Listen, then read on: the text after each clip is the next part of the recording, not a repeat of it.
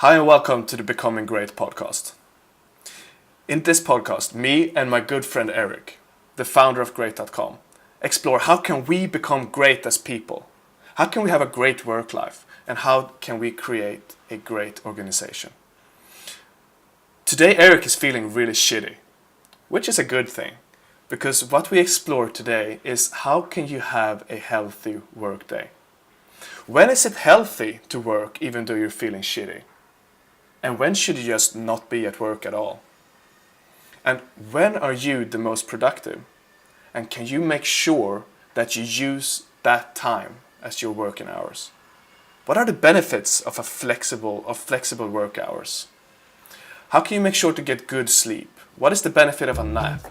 And what should you do if you have lost passion for your work? Enjoy.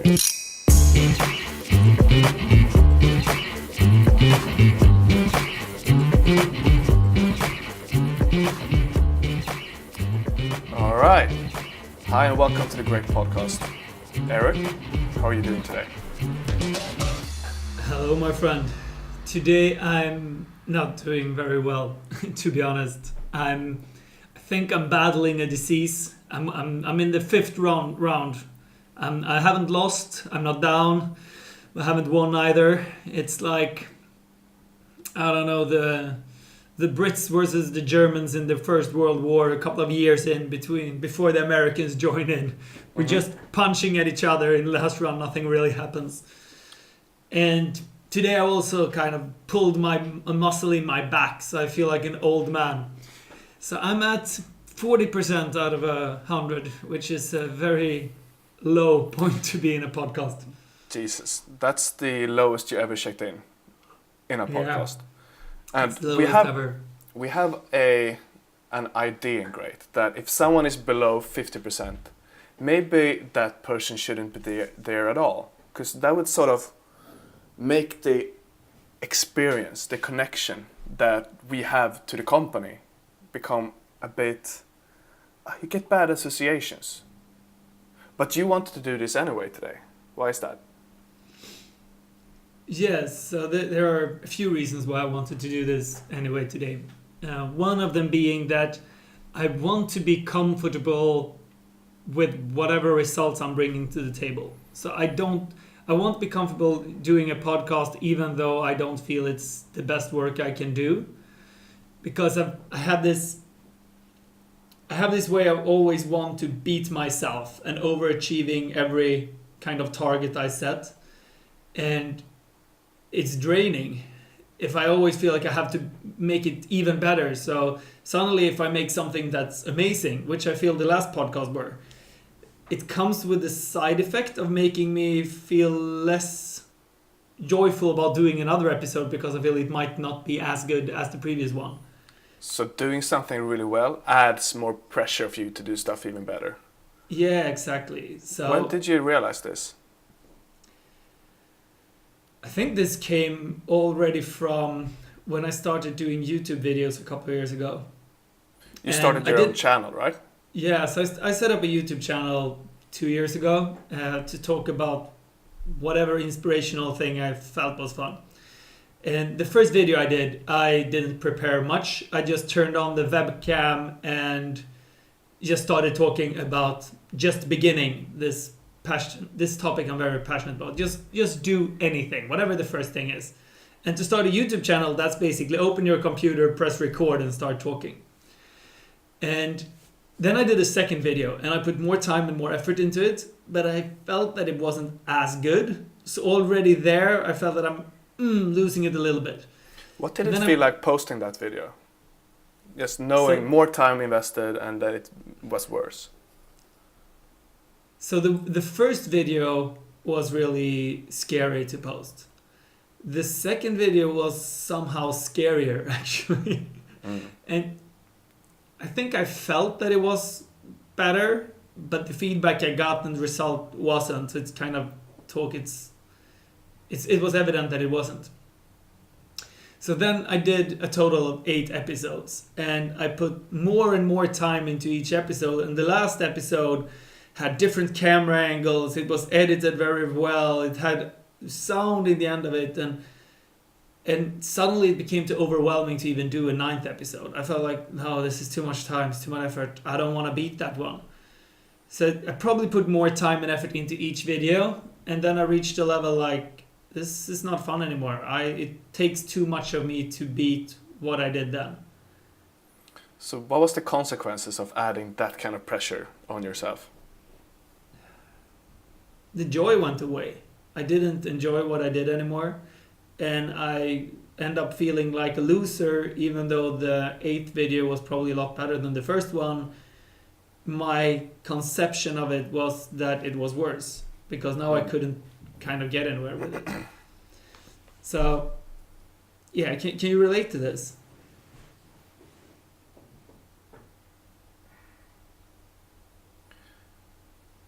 I'm trying to think about something. I can very much imagine what you were going through. The first one, you just do something, it's fun in the moment, and then just more and more effort and more pressure, and the joy sort of goes away. And you know what, I can. If you haven't played much computer games, have you? No. No, I remember I started playing a computer game, like Civilization or something. And first I try, it's just so much fun, I'm just trying different stuff and failing. And then I'm like, I want to get better at this. So now I go on the internet and I look at every strategy, and I'm like printing pages of strategy, and I'm trying to think of everything. You are such a nerd. You are such a nerd. How many women did you get at this time? I had one woman actually, so she kept me sane. But all of a sudden it just gets so much to think about and so complicated and so serious that some of the joy just... it's still fun, but it's different. It's not that childish happiness anymore. All right, so you put too much pressure on yourself. The joy went away. You probably stopped doing it, right? Yeah. Yeah. So your antidote to this is what you're doing now, which is lowering the bar of what you find, of the quality you want to give. I wouldn't say that I'm lowering the bar of the quality. I just want to, this might be our best episode ever, but I'm lowering the pressure on myself by saying it's okay if it's not. I'm gonna say that let's publish this even if I think it's shit, because it's simply part of where we are. It's like, if I feel that I have to step into this with top energy, the best possible topic, prepare a lot, then it's just not going to be fun. So the antidote to that is trying to be okay with its shit. And I'm not okay with it. I think it's fucking scary to publish something that I don't think is good. But the only way of getting comfortable with it is to simply do it. So you're still nervous. You're still nervous putting out something that you don't feel is the quality it could have. Yeah, for sure. Because that's scary to people me are too. judgy assholes. So, and by publishing something, you're claiming that you have something worth their time. And if you don't, well, then people gonna judge you. So yeah, we'll just have to live with it. But there's something in that fear. I think that fear of that we're describing now, and the fear of actually trying to make the best one ever, I think they're different. I think the inner child in me, at least, when posting something like this that isn't the highest quality it could be, is like, wee, this is exciting, this is fun. Yeah, I can say I have two inner childs. One of them thinks this is really fun. The other one is saying, what the fuck, dude? No. You're putting us in a mess again. Go back to sleep. It was so nice. All right, so to me then it sounds like, even though you're on 40% today, it's a conscious and healthy decision to still do this podcast. When do you think it's unhealthy to participate in work when you're feeling really low on energy? Is that if you feel lower, or is it for other reasons? Let me get back to you on that one. So the other reason I wanted to do this specific podcast today feeling like this is the passion feels like the wrong word, but the genuine interest I have in this topic that you're mentioning right now. when is it okay to feel down? When is it okay to just not participate? How much can you care about yourself, and when is that actually the right thing to do? So the first thing that brings to mind is just when when you're contagious. So don't go to the office if you're gonna get the other people sick. And I've been doing that. I've been kind of pushing myself to get to the office, even though it might not be the best decision for anyone there. And now it just brings up this colorful and vivid picture in my head that I think you described the other day about someone being really sick on an airplane, and then everyone got really sick. Mm. It's beautiful, beautiful picture. But yeah, to get back to your question, when is it okay not to show up? I think that what you touched upon early on here, like if you're below 50%, it's just better to give yourself the break. Give yourself that time to relax and recover, because the work that you're gonna put out is probably less than 20% quality anyway. So it's much better to just step back and recover rather than anything else.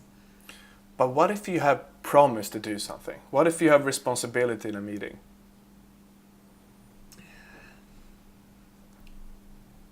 I think that a good company culture will have space for that anyway.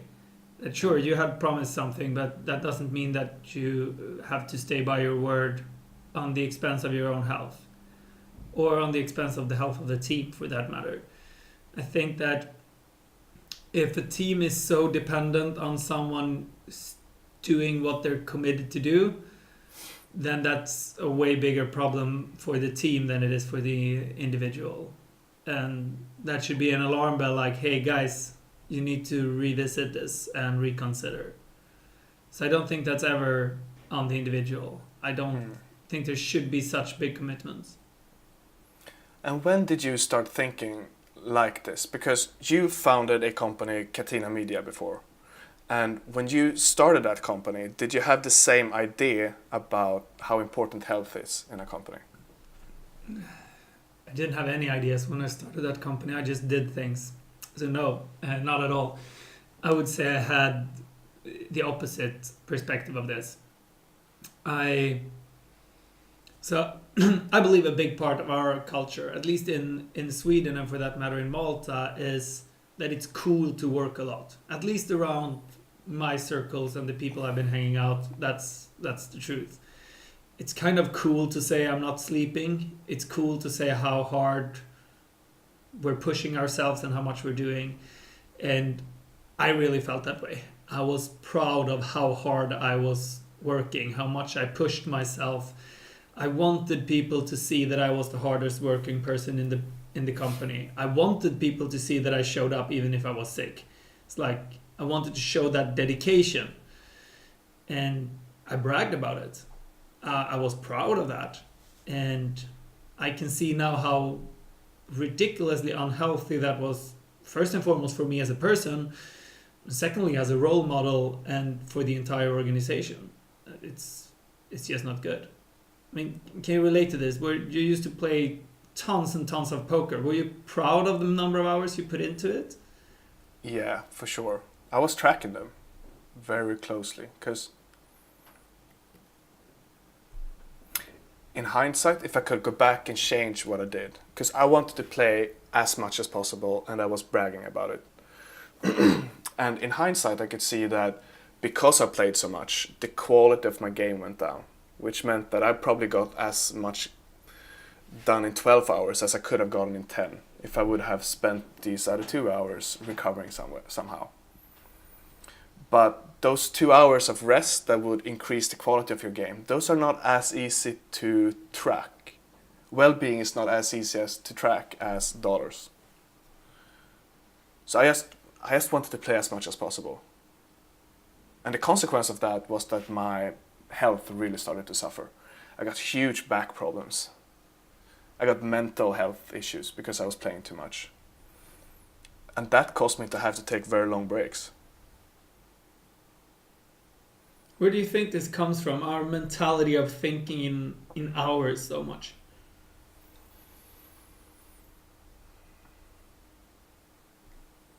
think hours are easy to track, and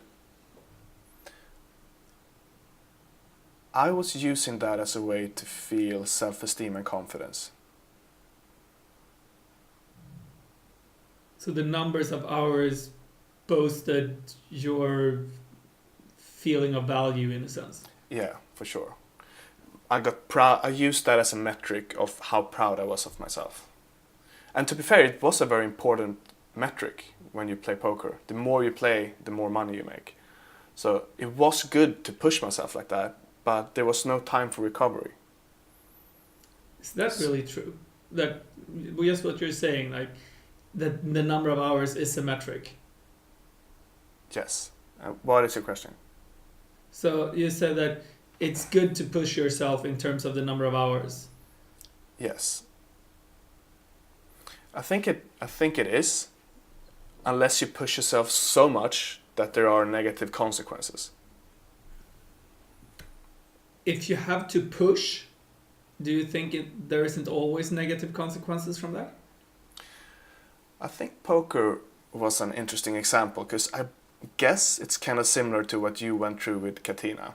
Is that I started playing poker when I was 17, and I quickly realized that, wow, just by luck that I'm born in the exact right generation when there was a poker boom. Everybody wanted to play poker. Online was exploding with opportunities to make money. And I, 1 or 2 years in, realized I found what for me is a gold mine here. And this will not last. I knew very early that, okay, poker has 5, maybe 10 years where it's possible to make money like this. Afterwards, the market will die. And I was right about that. So I realized, okay, I have 5 years now. Let's squeeze as much value as I can out of this, even though it's not healthy. And I can imagine you had a similar experience with Katina. Like, wow, I found a gold mine here. It's not going to be as easy making money from this business in 10 years' time. Now is the time to act. And I think about health later.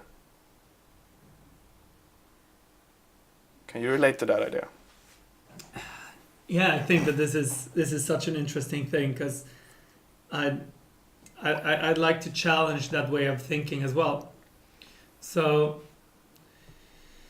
I mentioned this analogy to you before, and I was thinking about it this morning. Like, how would we go about a business or anything we're doing if we had the perspective of our entire lives? Like, how would we think about things? And it's relating a lot to how I'm thinking about great. So let's imagine that we're looking at life as one. Every year is one day rather than a year, and let's say we have 48 more years to live. So we'll translate that into 48 hours. And we're supposed to move as long as possible during this time. And we're standing in front of a line. And the distance can represent anything that we want to accomplish in our lives. If that's getting further in our relationships or getting further in building a business or in whatever skill set or money we want to accomplish.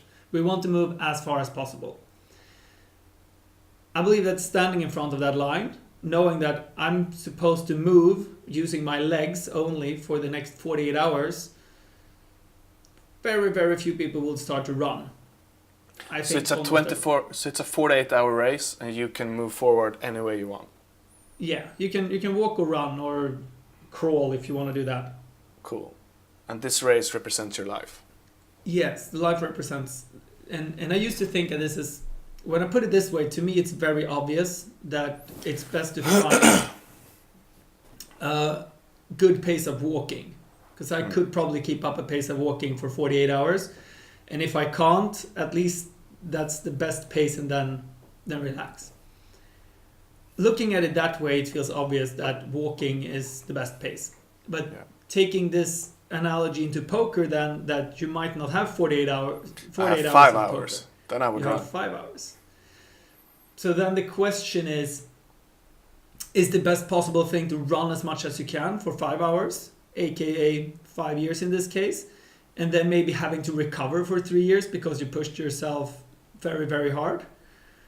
Or would even the best case scenario would to aim for getting a shorter distance in this time span and having a possibility of doing something else? Is it maybe not even the right thing to chase something if you know it's only going to last for 5 years? When you were in Katina, could you imagine your life 10 years later after this was done? No, I just wanted to build something as big as possible, as fast as possible. And I didn't see that as it's now or never. I didn't have your way of thinking in this. This was only my ego wanting to build something as big as possible, and my imagination telling me that if I only have accomplished these things, life will be a fairy tale after that. So I wanted to get to the fairy tale as soon as possible. But I think so personally what happened was that I ran as fast as I freaking could for 3-4 years. And if we go back to the analogy of running again then, so I would probably be able to run for about 1 year in this perspective, or 1 day at 1 hour, at a decent pace and still enjoying the run. But after I've been running for 1 hour, I'm going to start hating to run. I'm not going to be able to really think clearly. I'm probably going to lose pace in a sense. I'm not going to be able to have a good conversation with people around me. I'm just going to be running and thinking about nothing else. And then after running for 2 hours, I'm almost dying. And I might be able to keep on running for a 3rd hour or a 4th hour for that matter, but then I'm falling. And I'd say that that's what happened to me. So I ran for 3-4 years and then I fell. I had to recover. I didn't really do anything for the next 2 years. And looking back, this analogy makes sense to me because I barely remember the last 2 years of this. I don't remember doing much outside of business. I barely remember situations that happened because I was so drained of energy, so focused on just running that I simply stopped experiencing life. So I think that does this make sense? Because I feel I'm yeah. And do you wish that you would have done it differently? So if we put it this way, that let's say I worked for 3 years sharp, just to make the math easier. And then I had to recover for 2 years. So basically I was running for 3 years and then I just stood still for 2 years in terms of that growth or getting somewhere perspective. I think that I would have gotten to the same distance in 5 years if I just took it slower. I think I would enjoy the ride a lot more. I would have had time to smell the flowers, enjoy the sunshine, see the wind and feel the wind. So, and I would have been able to redo it. So I don't regret that I did it the way I did because I survived. I managed to. I think that was more luck than skill. If I would have worked at that pace and anything bad would have happened in my life outside of business. Let's say I got sick, or someone in my family got sick, or one big business deal fell through. I think that would have been enough to just toss my legs away from my body and just fall. My face would just hit the ground and I would just drag it along the asphalt. Now that didn't happen, so I can say that I didn't regret it, but I believe it's more luck than skill. That could so easily have happened. Cool. So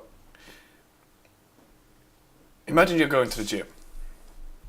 You could either work out a little bit every day per week, or you could go 1 or 2 times per week and then you max. You lift as much as you possibly can. And I'm not an expert in this field, but I can imagine that both have their advantages. And the advantage of the one where you work out super hard for 2 times per week is that you send a signal to your body that says, I need to get stronger. Or you find out how much your body is capable of.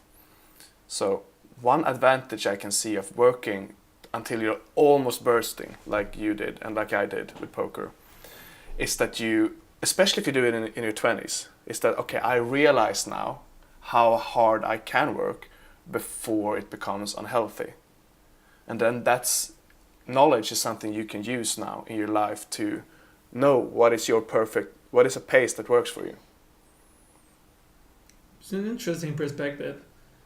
I believe that where it falls short is how much the workout is. So let's say you're to go and really max for 1 hour or 2 hours a couple of times a week is probably a healthy way of working out. But let's say you're doing an Ironman once a week, then it's probably not so healthy. Even you might survive, especially in your 20s, but you might ending up having broken your body the rest of your life because of it.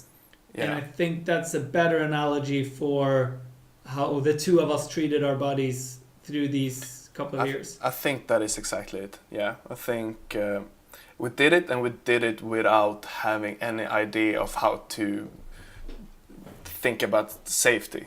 So let's say you're doing max at the gym, and you're doing what is this one? Bench press. And you I'm gonna lift 200 kilos. Yeah. And then you get smashed. Yeah. I spoke about this with our friend Jay the other couple of weeks ago. So Jay is in crypto. Cryptocurrencies that are completely booming, and he wants to do the most out of that.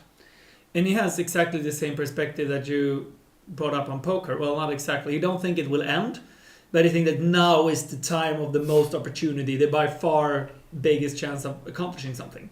So he wants to push himself to the maximum and accomplish as much as he possibly can right now.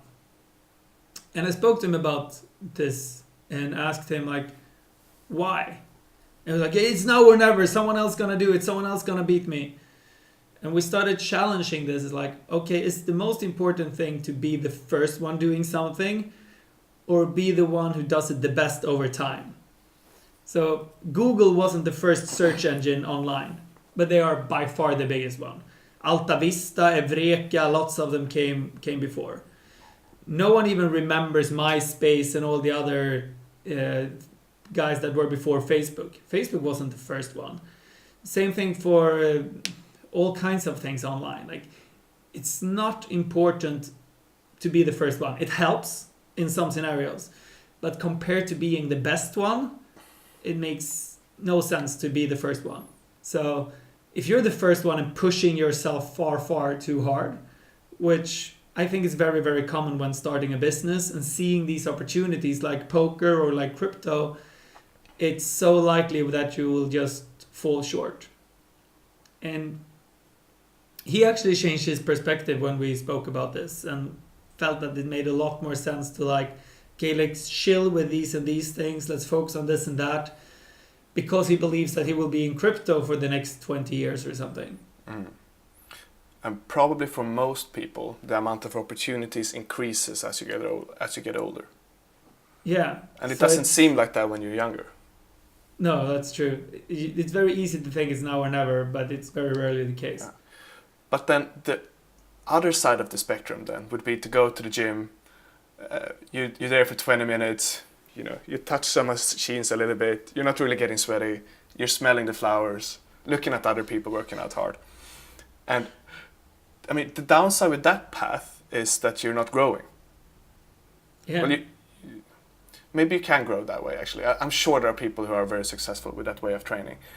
But for me, if I were to choose how I could work, because I have a natural high work ethic, I would like to burst and then rest. To burst and then rest. Before I only bursted. But I think bursting with resting is something that works very well for the way my psyche works, my energy type works. Yeah, I think that you're touching upon something very interesting here. Is like, that might be your optimal way of doing things. That actually push yourself, but then making space for resting. Yeah. And pushing yourself for the right reasons. Yeah. Like, what I'm hearing now is like, this is the way I want to do things. This is the way I believe I will feel the best. Yeah. This is not your ego saying, I want to push myself so I can brag about it. Mm. Just like you wanted to participate today, even though you're on 40%. Exactly. It comes from a lust. Yeah, I'm not forced to do this. I'm not doing this to be able to say that I did. I'm doing this because I feel it's the right thing to do for my soul, if you want to take it to a deeper level. Mm. It's for me. So, speaking of lust, what is the perfect workday for your soul? I was just going to ask you that question. Haha! So the perfect workday for my soul, I like the way we're doing things right now. So I'm usually waking up at 7 and I have a pretty slow morning. I have a coffee that you have taught me is healthy. So it's a coffee with butter, coconut oil and MCT oil called Bullet Coffee. Apparently that's good. I don't know why still, but I drink it. I have some time for myself. I do a morning meditation routine focused on gratitude and appreciation. And then I come in here and we usually have a meeting for an hour and a half to 2 hours, something like that. Similar to what we're doing right now. Then I take a break for about 3-4 hours in the middle of my day. So I'll go work out. I quite often have a massage. I have a lunch. So often I read something during the lunch or listen to something, and I get back to work at around 2 then, and I do another 2 hours or something. And I'm usually very, very efficient when I'm doing things right now. I go into it, I have high energy. I usually take a nap there during the lunch, so I come back rested, and I focus a lot. So, and then I have some off time where I'm not really focused, but still getting some things in. I'm answering some emails here and there the rest of the evening, kind of. But I don't really count that as working because I'm more enjoying it than anything else. So I think that on my perfect work day for my soul is probably somewhere between 3 and 4 hours of efficient work split up in 2 or 3 sessions. But then I do it 7 days a week because it's a perfect work day for my soul. So I think that's how I get the maximum output. I don't get much bragging rights from it. It doesn't sound cool to say that you work 20, 30 hours a week when you're in the entrepreneur sphere. But I think that's my best path, the best speed for me to do this 48-hour run/walk. How do you do with this? What's a perfect day for the soul of Emil if he wants to work? I have about between 1.5 to 3 hours of really effective focused attention in the morning. Then I usually take a longer break, working out, having lunch, sleeping, and then 1.5 to 3 hours effective work in the evening as well. And then outside of that, I do all the other stuff, like take care of my apartment, do errands, and I think one thing I really like about the way we work with Great is that it is, for me, more of a lifestyle than work. So when I go out on a walk in the evening, I think about Great all the time. So I'm not sitting down and actively working, but I'm thinking about things that are related to Great for most of my day. And even though I'm having a break under lunch, I'm thinking about Great stuff. So I think there's a lot of passive things coming in with ideas or redefining ideas or making ideas better. I like what you're saying now. I think that basically what you're touching upon is that you might only work 3 to 6 hours or something like that per day, but there is so much space in that you really enjoy this. So it's kind of your brain is still actively working probably another 6 hours a day. Yeah. With things that relates to this. And that would probably not happen if you didn't enjoy it. No, and if you look at it from the other way, I do very few things in my life that are not related to great communication or health or relationships. There's almost nothing else.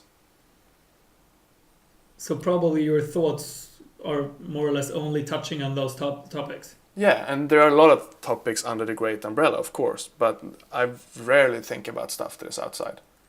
Yeah. I can relate to that. So when I was doing my morning routine this morning, and I sat outside in the sun, and I had done this guided meditation kind of thing that I do, and afterwards I just sat there, and my head just starts mapping up this 48-hour analogy that I did before that came from there, and that wasn't work in a sense. That was just my mind playing around, and then it becomes work, and it comes from that space and from that possibility. Yeah, my brain needs to go from focusing on something to get something done, and then going back to reflection mode, then in again. Yeah, I think what's interesting with what you're saying, reflection mode, is as well going back that it's almost subconsciously. Yeah, you let go of your conscious focus, and then your subconscious mind is like working. So maybe what we're doing is actually working like maniacs, if you would to count hours, but it's actually our subconscious playing rather than us working. Yeah, it doesn't feel like work, for me at least. I like that. So now I can brag again. I play 18 hours a day. I work subconsciously. Oh, you only work consciously, you stupid guy. But for me, my energy level is very volatile as well. I know a good friend, Spirit, that is in the chat here. He is like a tractor. He's like a tractor, right? It's going kind of slowly, 5 kilometers per hour.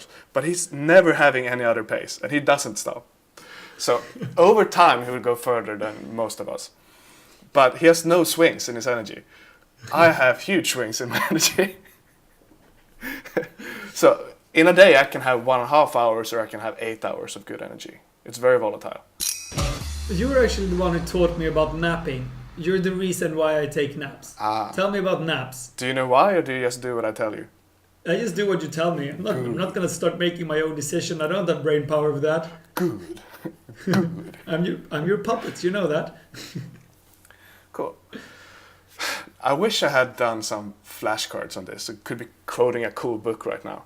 But I read a couple of books about sleep, and I think there is good science out there on that. Sleeping during the day, taking a nap, is very good for your memory consolidation. It's good for your creativity, and it's good for your problem-solving abilities. All of those are great. So you take a 20 minutes break, and you get an upgrade in those three things that I think are core to a job that we do that is creative and has to do with communication. Yeah, I agree.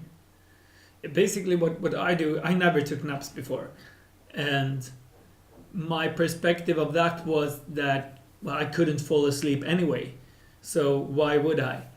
And I'd say there were two main elements that resulted in that I didn't take naps. First one being that I didn't fall asleep, and you were actually the one who quoted some books for me that told me that it doesn't matter if I fall asleep or not during a nap.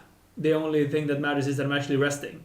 So even if I don't manage to fall asleep, my body is still recovering almost as much as if I would fall asleep. So suddenly I realized, hey, it actually made sense if I rest. The second one being that I was counting hours, like we touched upon before. So obviously I couldn't waste 20 minutes not working and not be able to count those hours. What I realize now is that, yeah, it's either resting for 20 minutes or scrolling Facebook for an hour. It's like, because when I feel that I need to take a nap, I don't do it every day, but I do it a lot of days. Or just resting for 20 minutes. If I'm in a place where I can't really take a nap, just sitting down and chill for 20 minutes makes a lot of sense as well. And I think what it's taking away from is not 20 minutes of productivity. No. If I would be able to do 20 minutes of productivity, I wouldn't even feel like taking a nap. It would take away 20 minutes, or as I mentioned, an hour of scrolling some Facebook, barely answering a couple of emails, playing around with my phone. Yeah, something like that. Yeah. just the understanding of that it's not work anyway. It's not work. It's not productive work or sleep. It's very unproductive work or sleep. That's the trade. And that's the danger of counting hours, because I'm sure that me taking a 20-minute nap will add to my output, which to me is more important. Like, I'm convinced. Yeah. I think to everyone output is more important, but this once again touches upon what you spoke about with poker. It's so much harder to measure output than to measure numbers of hours. Yeah. It's how since And output especially can if you're be, employed by someone and you need to report, I worked this many hours. yeah. Yeah, I think that the numbers of hours counting, it comes from the industrial age. Basically, you're working for Henry Ford. You are building cars on one of these big car building tracks, whatever it's called, machine lines, and you're doing the exact same thing over and over again. You cannot physically work faster because you need to wait for another car to come. So there will be a 100% correlation between the numbers of hours you are there and the output you did. And that's kind of how our entire society are built up around industrialization. And now suddenly there is more or less zero correlation between the numbers of hours you've been sitting in front of your computer and the actual output that you have. Mm. And to me, I think even the good old Henry Ford would benefit of allowing all of his workers to sleep for 20 minutes during the day. Because they would be better at building the machines, solving problems, and they would be making less mistakes. I think being tired and making mistakes correlates very closely. Yeah, probably. He's probably turning in his grave right now because he wouldn't agree. Damn it! All right. Sorry, Henry, we knew a lot more about business than you did. Just so you know, you suck. That's why General Motors took over. So, just some guidelines if you're listening to this and thinking, all right, I want to try out a nap. To me, there are two kind of naps that are good. One is the shorter nap, and that one is less than 20 minutes. And it's less than 20 minutes because if you sleep for more than 20 minutes, you will go into deep sleep. And then you will wake up in something that is called sleep inertia. And have you ever woken up and feeling like you're a zombie? No, never. That's sleep inertia. You slept for too long, you went into deep sleep, and now it takes a long time for your body to wake up again. So either less than 20 minutes, or if you're really tired, let's say you only slept for 3 hours last night and you want to compensate, then do a 60-minute or 90-minute nap. So either a full sleep cycle that is between 60 and 90 minutes, or less than 20 minutes. That's good. I very rarely manage to nap for more than 60, but it makes a lot of sense. So So basically what we're saying right now are all things that are relatable for us because we have all of this flexibility, and most people don't. So what if you were working in a regular company, how would you try to apply this? If you had to be in the office 8 to 5 Cool. days a week. Some offices might actually have somewhere where you can go and lay down and just close your eyes for a little bit. And if your office doesn't have that, I would look into some kind of meditation app like Headspace. And just do a 10-minute meditation where you take focus away from work and your thoughts for 10 minutes and place your focus on something like your body or your breath. So I think that would be a lot better than doing nothing. Yeah, probably. And I would take it to the extreme. I would say, to hell with this, I'm going to find a job where I can. Great.com. No, great.com for that matter, or companies that understand this. Personally, I believe that this is such a crucial and essential part of life. Like, to be able to control your time and be in an environment that focuses on output, not on hours spent in the office. I think that can do such wonders to the quality of life. I think it's hard to grasp the importance of that if you don't have it. So I would say if I was in a position where I had to be in an office 8 to 5, I would so strongly reconsider if that's the way I want to live my life and see what are the options. and give that some serious thoughts, because there are companies out there that offer this. There will be more and more of them. You could look for jobs as a digital assistant or something like that, where you can actually work from home. Look for digital nomad jobs. Just Google things and start thinking about what could I do that's actually outside of this, and maybe start doing a few of those hours during the weekend for whoever, if you can find it, and kind of get into that loop of just trying, how could my life look? Just asking yourself, like, if I didn't have to be in an office at this and this hours, how would my life be? What would I do? What would I change? And I think that's so crucial. How would it change your health, your relationships? If you have, like, for now, I feel like the flexibility is so good for my well-being. But I just imagine if I had kids, then that would be even more important. You know, imagine you have to work until 5 or 6 in an office, and then you're gonna go and pick your kids up later than you wished. Instead, you could go home earlier, pick up your children, hang out with them, and then work a little bit in the evening instead, if you want to. Yeah, I personally, it is just me guessing. I've never been in this position, so I'm not a no real right guessing. I'm guessing. But I think that most people don't even consider this as an option. It's so far out there.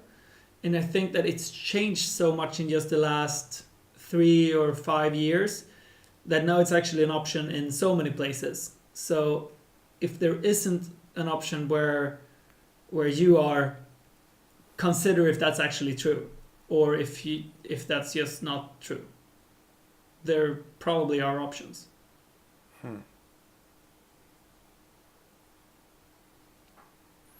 Cool. So what's the downside with this? Let's say, what do you think is the downside of working like great? Like, you have full flexibility, you're working from home. What's the worst part about that? The worst part about that is to not spend face-to-face time with someone. Because I think a good thing about, if you're 10 people and you're in an office, first of all, you get the face-to-face time and more human connection than we do now via Zoom.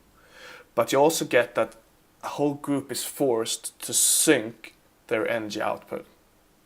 So if I were to be in a regular office and I had to work between 9 till 12, then I had a lunch break, and then between 1 to 5, for example, then I would focus all of my life force to those 4 hours. And if other people focus together, you could have a multiplier effect on that, I think. Do you miss it? I never experienced it, but I don't want to. That's true. You're a lonely guy. You've never been working with people. Nope. We did have an office in Nacka, but not enough common shared project. I could easily see you as an hermit, like living alone on like a little island with one of these, what's it called, fyr in Swedish, you know, a house with just a little lamp up there guiding guiding the boats. Yeah. But just looking at great now. So Spirit has been biking over to my place a couple of days per week during last year. And then we sat down and we worked together with presentations. And I think being 2 people, you can focus on one thing for an extended period of time that I'm not capable of doing if I'm alone. So when I go to Malta and I visit you and I can sit down and explore a great concept for hours. And that's challenging to do if you're on your own.